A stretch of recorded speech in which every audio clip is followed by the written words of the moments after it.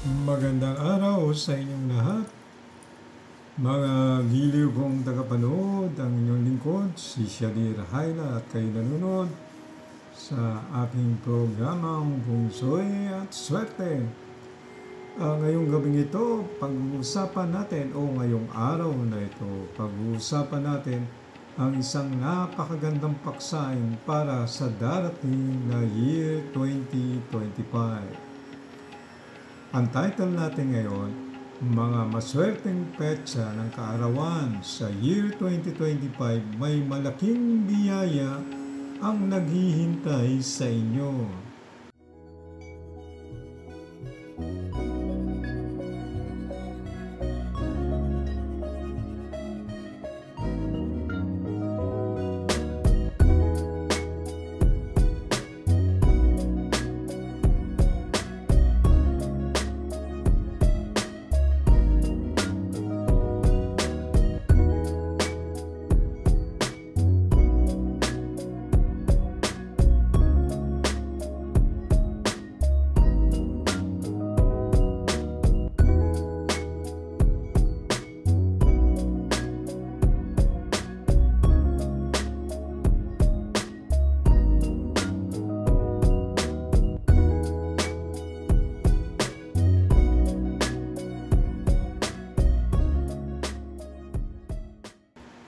Simulan nating pag-usapan ito. Kung meron na sinasabing maswerteng zodiac sign para sa year 2025 o animal sign, hindi na yan ang aking tatalakayin, kundi doon tayo sa maswerteng petsa ng inyong kaarawan. Sa totoo lang, masakma na itong pag-usapan dahil bawat isa sa atin isinilang sa bawat petsa na nakapaloob sa kalendaryo. Noong unang panahon pa, ginagamit na ng mga mistiko sa pagsusuri ng kapalaran ang petsa na nakapaloob sa ating kapanganakan. Kahit na nga ang pamosong si Nostradamus ay tumitingin rin sa petsa ng kaarawan o sa petsa ng bawat buwan kung saan niya hinahabi ang kanyang prediksyon na hanggang sa kasalukuyang taon ay ating pa rin nababatid at karamihan ay nagaganap o nagkakatotoo. Kaya kung titingnan natin, mas angkop ang pagsusuri sa petsa ng kaarawan kumpara sa pagbasa sa inyong zodiac sign o kaya'y animal sign. Kaya ngayon, sa paksa natin, mabubuksan ang inyong isipan sa wastong saad ukol sa nakatakda mong maging kapalaran sa susunod na taon o year 2025. Simulan nating tukuyin ito. Dahil nga binubuo ang kalendaryo sa bilang na 1 hanggang sa 31, diyan natin uhugutin at iuhulma ang inyong kapalaran para sa year 2025.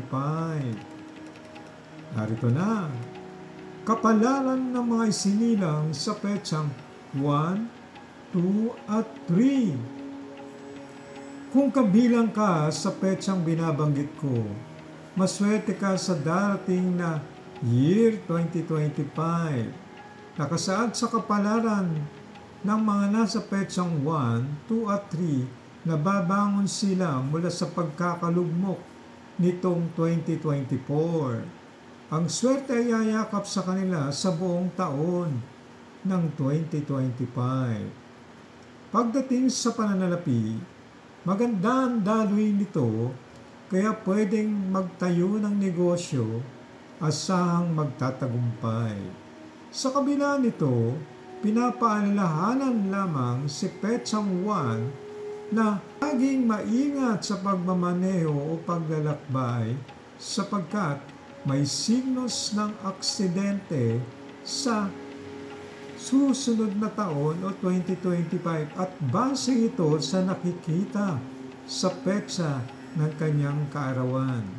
Kaya pinapayuhang mag-ingat si nasa petsang 1 Sinasabi pa din na mainam ang paggamit ng testamentong talisman sapagkat ito'y magsisilbing proteksyon para sa kanya sa bawat paglalakbay.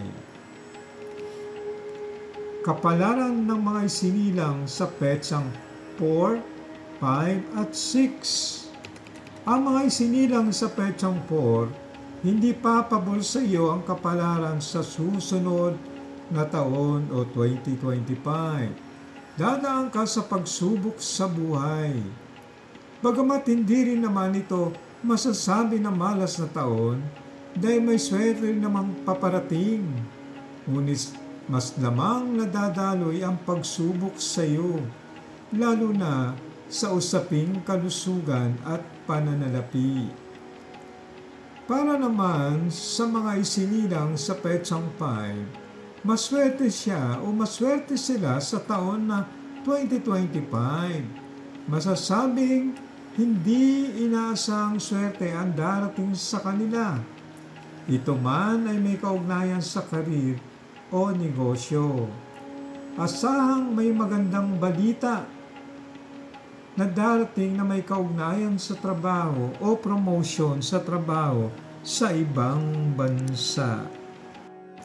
Samantalang, ang isinilang naman sa petsang 6 ay nababanaag na hindi magandang kapalaran. Mabigat na pagsubok ang dadaanan na may kaugnayan sa pamilya. Manalangin sa Panginoon Diyos na walang maganap na hindi maganda sa inyo. Higpitan ang paghawak sa pera. Isipin muna ang pagkakagastahan bago mo ito gawin. Kailangan ay yung kailangan lamang.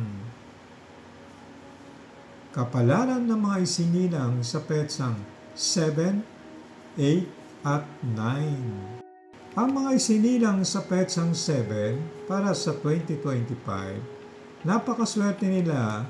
Makakamit ang inaasam na swerte sa buong taong nabanggit. Dadaloy ng maayos ang kanilang pinansyal. Kung nagbabalak magtayo ng negosyo, ay papabor din sa kanila at aanin ng biyaya. Iikot ang masagana sa iyo ang buong taon ng 2025. Ngunit may paalala, sa huling bahagi ng nabanggit na taon ay maging maingat ka sa mga taong manloloko o delikado na ma-scam, kaya ingat. Para naman sa mga isinilang sa petsang 8, sinasabing kinakailangan nilang lumayo sa mga tao na magbibigay sa kanila ng init ng ulo. Mga tao na nais silang lokohin. Pwedeng maapektuhan ang kalusugan, trabaho, negosyo, kung meron. Malaki rin ang nababalaag na iskandalo na magaganap, kaya maging maingat na sa ganon, huwag itong mangyari. Mainam na gumamit ka ng augury charm na makapag-wish ka sa ibig mong maganap. Para sa mga isilang sa petsang 9, dadaan ka sa mabigat na pagsubok. Kinakailangan mo ang magpakatatag, labanan ang alumang pagsubok na darating sa iyo. Pangitain kasi dito sa 2025 na maraming problema ang darating, partikular na sa pinansyal, pamilya o maging sa relasyon. Kaya magpakatatag, manalangin sa ating Panginoon Diyos. Kaya magpatuloy o mahadlangan ang anumang pagsubok. Makatutulong ang Jinx Remover Stone na sa ganon mabawasan ang anumang banta ng hindi maganda sa iyong kapalaran.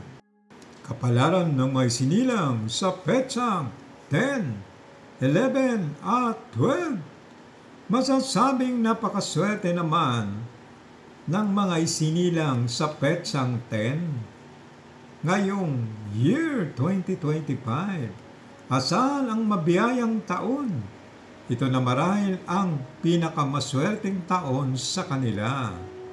Makakamit niya ang anumang ninanais, magandang takbo ng negosyo, career o promotion sa trabaho. Pwedeng maganap ito sa mga single na katakdang ikasal sa taon na ito. Samantalahin ang magandang taon sa iyo upang makamit mo ang matagal. Ngunit huwag kang tatamad-tamad kung ayaw mong makawala ang swerte sa iyo. Para naman sa mga isinilang sa petsang 11, maswerte ka rin sa taon na 2025. Asahan ang masasabi mong kayang-kaya mong maganap ang kapalaran o kaya kang itaas ang kapalaran sa taong nabanggit.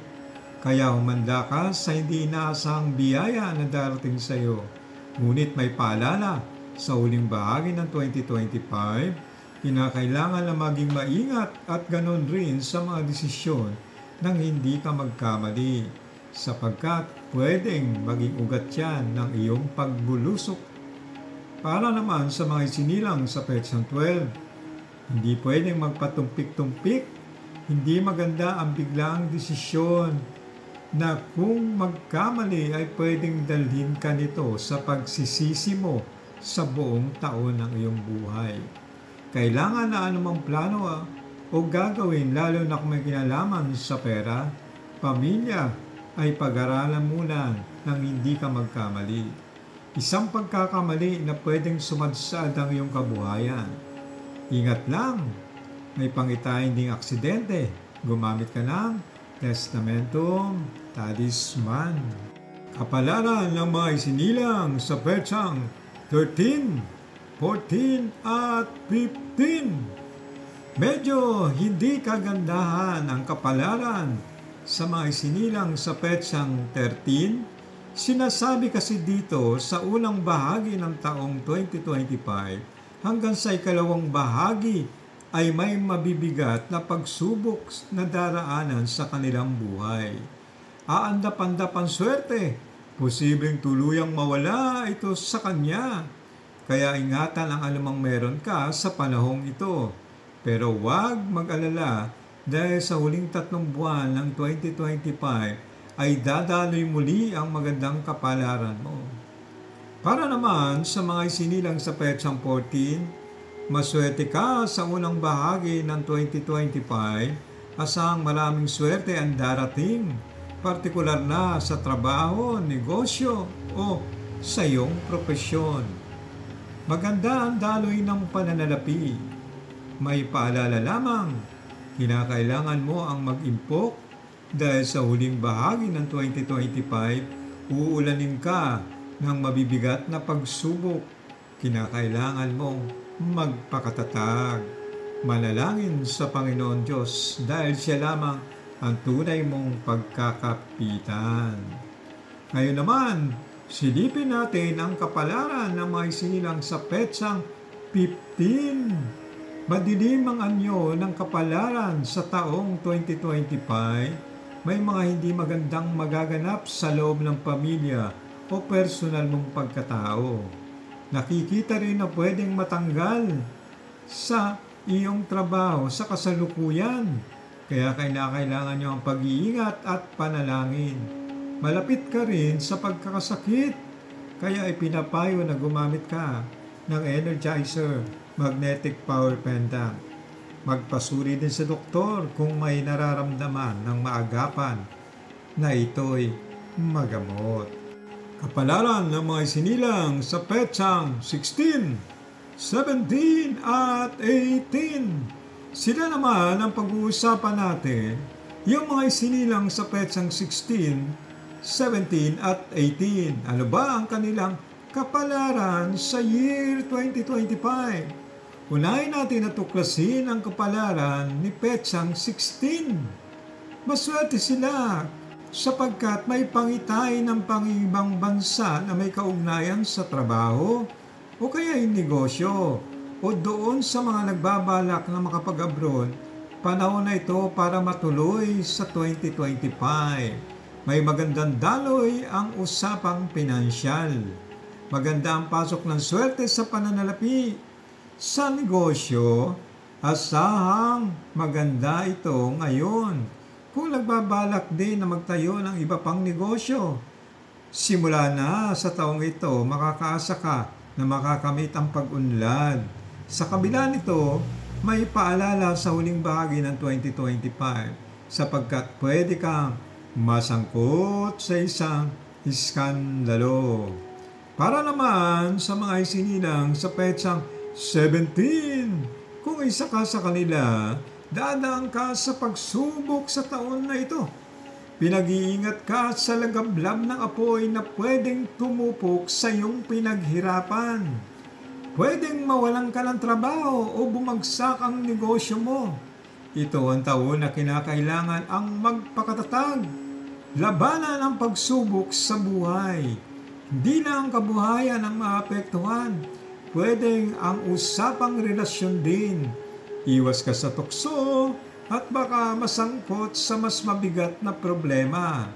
Pinapayuhang maglagay ng 7 magical golden sticks sa tahanan na sa ganoon makaiwas ka sa pagsubok na darating. Para naman sa mga isinilang sa petsang 18, maganda ang kapalaran, huwag nga lang maging padalos-dalos sa bawat gagawin, partikular sa mga plano na may kaugnayan sa karir, negosyo o maging sa trabaho. Kasama na ang pag-ibig. Kung hindi tama ang desisyon, pwedeng mauwi sa mas mabigat na problema ito. Pinag-iingat ka rin sa pagmamaneho o paglalakbay sapagkat delikado o may pangitain ng kapahamakan sa 2025. Importante ang pag-iingat nang huwag itong mangyari at siyempre manalangin sa Panginoon Diyos. Gumamit ka rin ng Testamentum Talisman nang sa ganoon makaiwas ka sa kapahamakan. Kapalaran ng mga isinilang sa petsang 19, 20 at 21. Maganda ang kapalaran ng mga isinilang sa petsang 19. Bubuhos ang biyaya sa buong taon ng 2025. Isa ka sa napakaswerte sa taong darating. Kaya samantalahin ang lahat ng oportunidad na darating sa iyo. Malaki ang may tutulong nito sa iyo upang maiangat ang antas ng iyong buhay. Sabi nga, ang taon ng 2025 sa petsang 19 ay nakatakda kayong yumaman sa taong nabanggit. Sa kabila nito, bawasan ng sobrang kasipagan, alagaan din naman ang kalusugan, lumayo sa bisyo at labis na gimmick. Posibleng magpahina sa swerte mo. Mainam sa iyo ang Energizer Magnetic Power Pendant. Para naman sa mga isinilang sa petsang 21, isa ka sa may birth date na nabanggit, kinakailangan mo ang maging maingat sa mga nais gawin. Plano, pag-ibig, negosyo o sa iyong karir. Importante na pag-aralan ang bawat gagawin nang hindi ka magkamali. Dahil sa taong 2025, isang pagkakamali mo lang, dadaling ka nito sa mahigpit o mabigat na paghihirap. Kaya maging matalino sa bawat desisyon na gagawin. Ingat rin sa paglalakbay, iwasang makipagtalo. Pwedeng mapahamak ka o ikaw ang makapagpahamak o mapahamak. Mainam lang gumamit ng Testamentum Talisman. Kapalaran ng mga isinilang sa petsang 22, 23 at 24. Tingnan naman natin o silipin natin ang magiging kapalaran ng mga isinilang sa petsang 22, 23 at 24. Sino ba sa tatlong ito ang may dalang swerte? Alamin natin. Unahin natin si petsang 22. Sinasabing hindi kaganda ng takbo ng kapalaran mo sa taong 2025. Pagamat sinasabi na hindi naman malas ang taon, pero aandap-andap ang swerte. Ibig sabihin nito, nakapaloob ka sa tila alon ng dagat na sumasabay sa galaw nito. Kung minsan umaangat ang swerte, pero kung minsan naman ay lumalagapak ang biyaya at ang malas ay nararanasan. Kinakailangan ang maging matalino, maabilidad sa bawat gagawin nang sa ganoon hindi ka pangunahan ng negatibo sa buhay. Bagkus ang positibong nagdadala ng swerte ay iyong makamit. Kinakailangan mo na gumamit ng Jinx Remover Stone. Nang sa ganoon, lusawin ito ang negatibong posibleng dumaloy sa iyo sa taon ng Snake. Para naman sa mga isinilang sa petsang 23, magandang sinasabi sa kapalaran mo. Gumagalaw ng maayos ang positibong bituin sa iyong kapanganakan. Nagpapahiwatig ito nang sa taong 2025 ay papabol sa iyo ang swerte. Kinakailangan mo ang dagdagan ang sipag dahil ang susi ng swerte sa taon na ito ay nakasalalay pa rin sa iyong sipag. Tiyaga, bagamat swerte ka, kailangan mong kumilos. May paalala lang sa uling 3 buwan ng 2025, posibleng makaranas ng kalungkutan sa buhay. Para naman sa mga isinilang sa petsang 24, dadaloy ang kalungkutan sa mga unang buwan ng 2025. Kinakailangan magpakatatag. Posibleng maapektuhan ang pamilya sa mga hindi magandang pangyayari. Mabigat ang daloy ng swerte sa taon na ito. Uusbong ang tila malaking problema sa pamilya. Ingatan rin ang kalusugan. Ngunit sa uling 3 buwan ng 2025, magsisimulang makahulagpos sa negatibong nararanasan at ang swerte ay mararamdaman. Kinakailangan mong gumamit ng Jinx Remover Stone upang makaiwas sa sobrang kamalasan sa buhay. Manalangin sa Panginoon Diyos nang hindi maganap ang pangitain nito. Tandaan, nakasalalay pa rin sa ating Panginoon ang kaganapan sa ating buhay. Kapalaran na may sinilang sa petsang 25, 26 at 27. Maganda ang daloy ng swerte ngayong 2025 sa mga sinilang sa petsang 25. Kumikislap ang swerte ng tagumpay.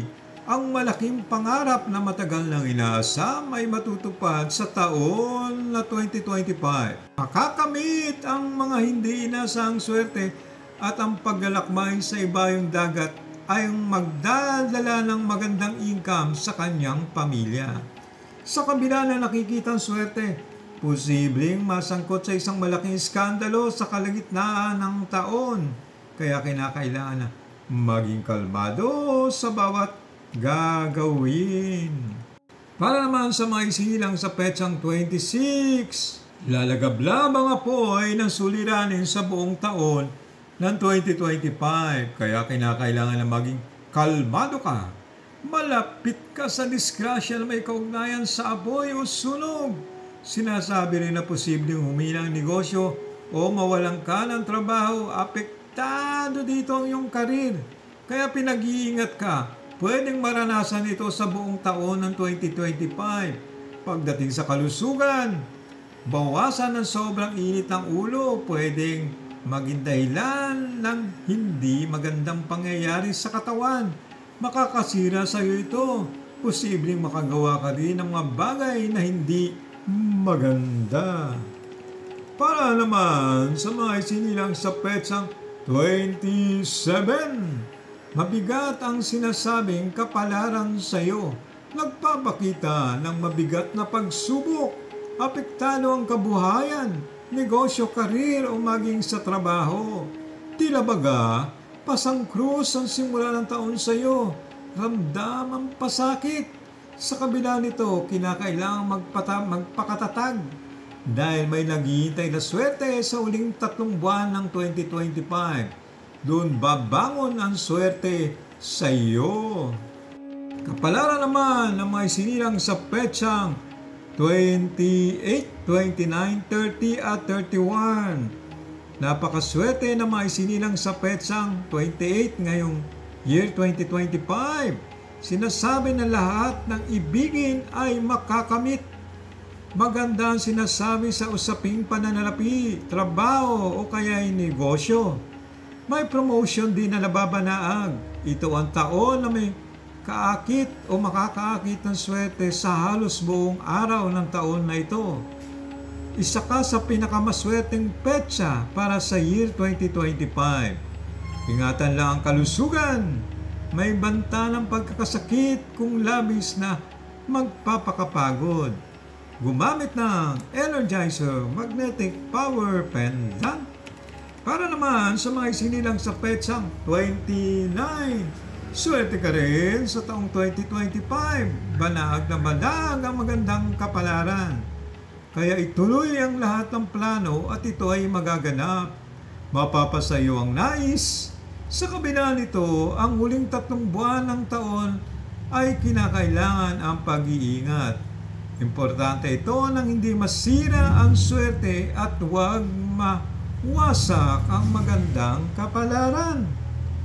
Para naman sa mga isinilang sa petsang 30 o kayang kapalaran, may swerte na nababanag sa iyo.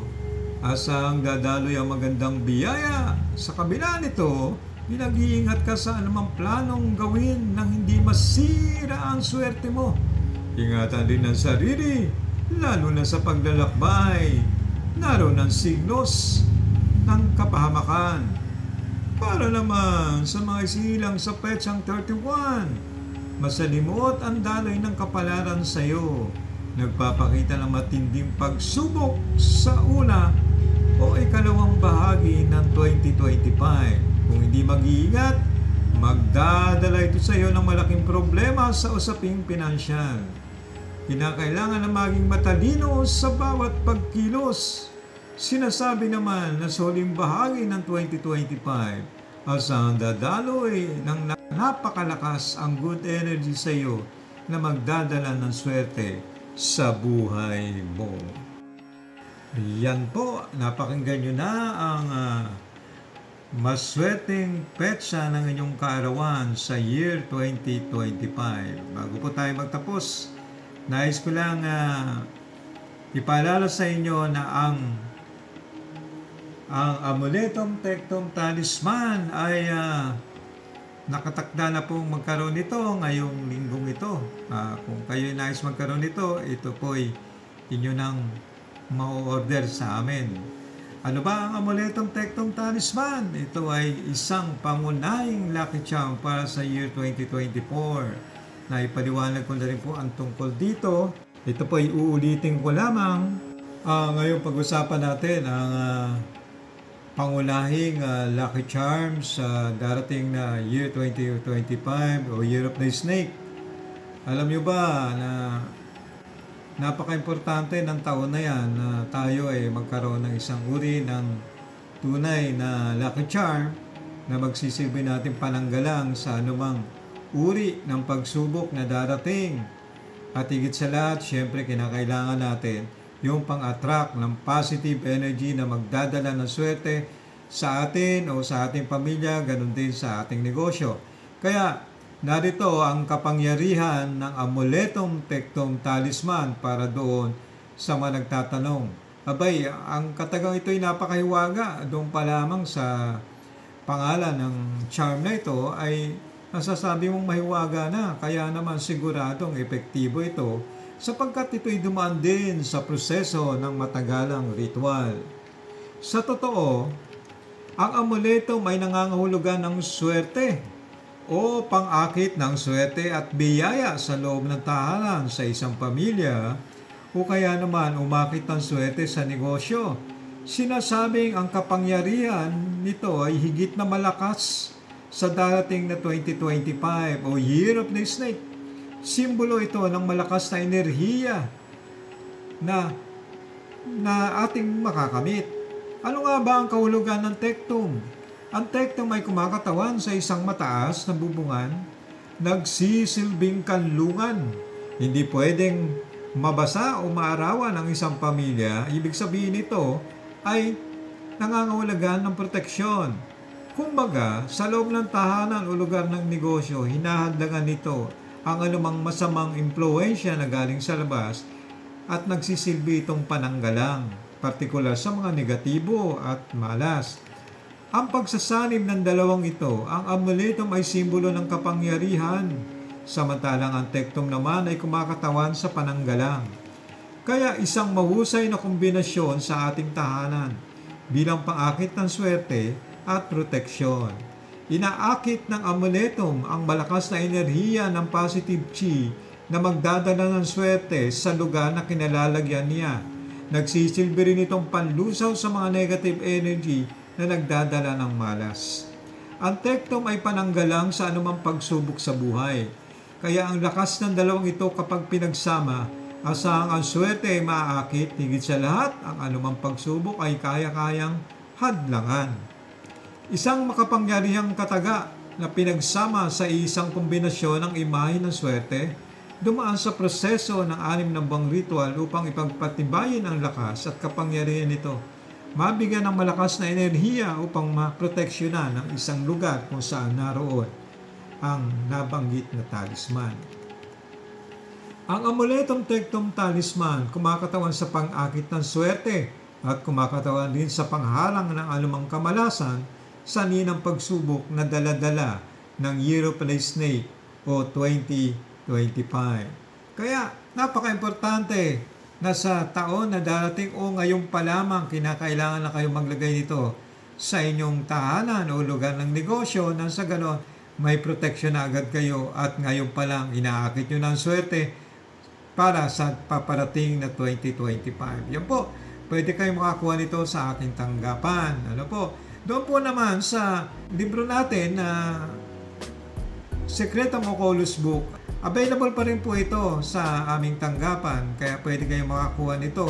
Aklat na nagtataglay ng lihim na karunungan upang gumaling sa karamdaman, swertehin sa buhay, ilayo sa aksidente o iba pang kapahamakan at sa masasamang tao. Nasa aklat po na ito ang mga kaalaman at mga orasyong Latin na siyang magdadala sa iyo maging swerte, mailayo sa kapahamakan, lumakas ang katawan ng mailayo sa karamdaman at higit sa lahat, ilayo ka sa kapahamakan at sa mga taong masasama. Nasa aklat na Secretum Oculus ang mga lihim na kataga.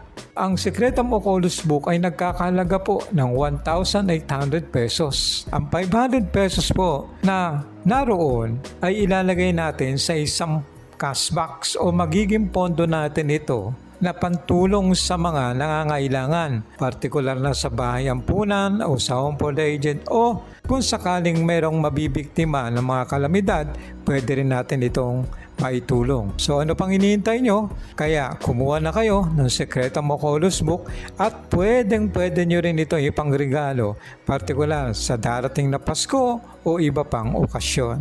Yan po. Sabi ko nga, sa bawat pagtatapos ng ating programa, ang lagi kong sinasabi, ang mabuting gawa, ilalayo ka ng Diyos sa masama at dadaling ka sa magandang biyaya. Subscribe lang. Click nyo lang yan. Thank you.